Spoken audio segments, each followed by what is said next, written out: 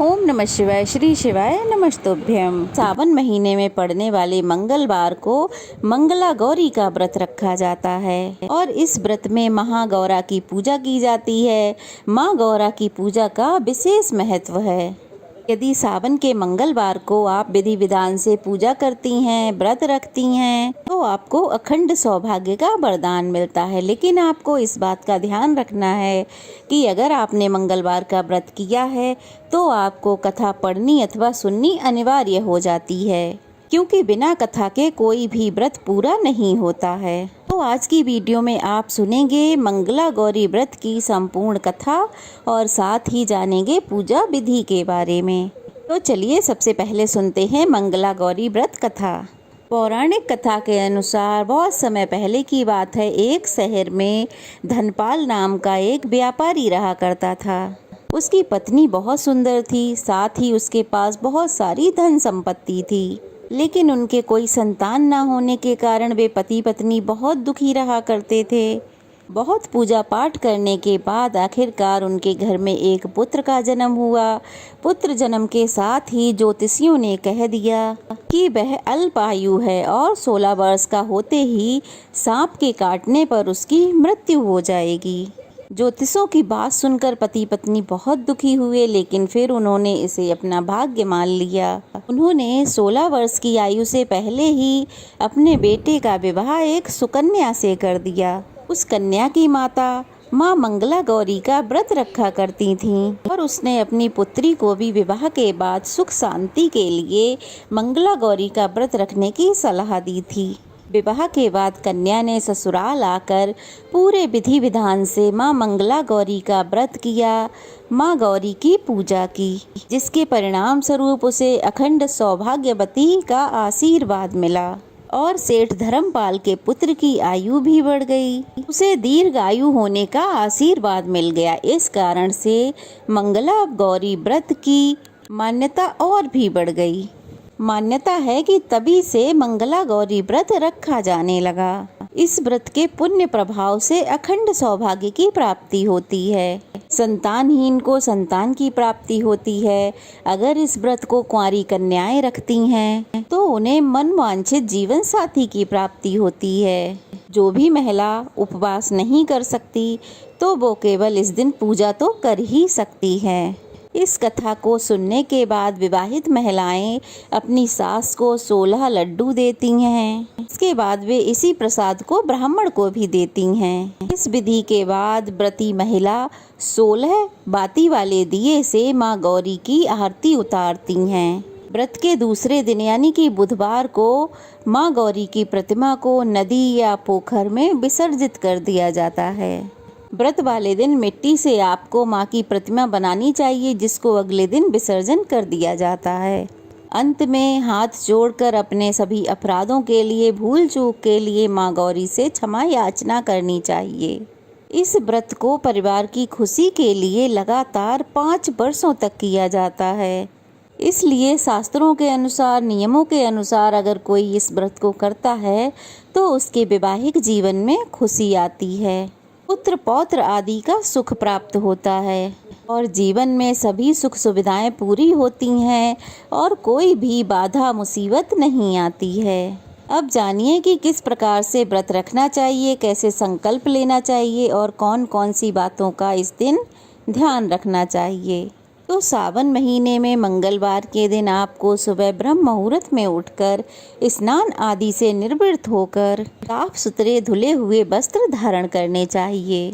इसके बाद माँ गौरी की यानी कि माँ पार्वती की तस्वीर, चित्र या प्रतिमा ले लें। अगर ये कुछ नहीं है तो आप मिट्टी से माँ की एक प्रतिमा बना लें। अगर आप किसी तस्वीर या फोटो की पूजा कर रहे हैं तो उनका विसर्जन आप ना करें, उन्हीं की हर मंगलवार को पूजा करनी चाहिए। फिर आपको व्रत रखने का संकल्प इस प्रकार लेना चाहिए। मंत्र संस्कृत में है, मम पुत्र पौत्रा सौभाग्य वृद्धे श्री मंगला गौरी प्रीत्यर्थम 5 वर्ष पर्यंतम मंगला गौरी व्रतम अहम करिष्ये। अर्थात मैं अपने पति, पुत्र, पौत्रों, उनके सौभाग्य वृद्धि और मंगला गौरी की कृपा प्राप्त करने के लिए इस व्रत का संकल्प लेती हूँ। इस प्रकार संकल्प लेना है। उसके बाद एक चौकी पर सफ़ेद या लाल रंग का वस्त्र बिछाकर उस प्रतिमा को स्थापित किया जाता है। फिर एक घी का दीपक जो कि आटे से बना होना चाहिए माँ के आगे जलाना चाहिए। दीपक इतना बड़ा होना चाहिए कि उसमें 16 बत्तियां लग सकें, क्योंकि आज के दिन 16 बत्तियों वाला ही दीपक जलाना चाहिए। फिर कुमकुम सिंदूर आदि माँ को अर्पित करें, लाल पुष्प माँ को अर्पित करें। उसके बाद माँ का 16 उपचार विधि से पूजन करें, यानी कि उनको 16 तरह की जो पूजन सामग्री हैं वो अर्पित करें।